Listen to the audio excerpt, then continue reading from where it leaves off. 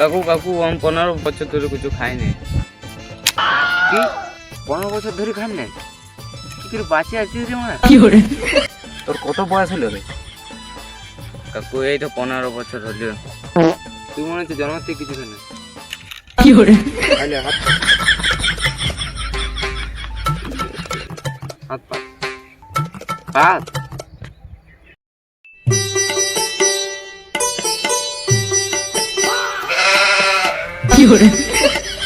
শুন, এই 5 টাকা তুই নিয়ে যা।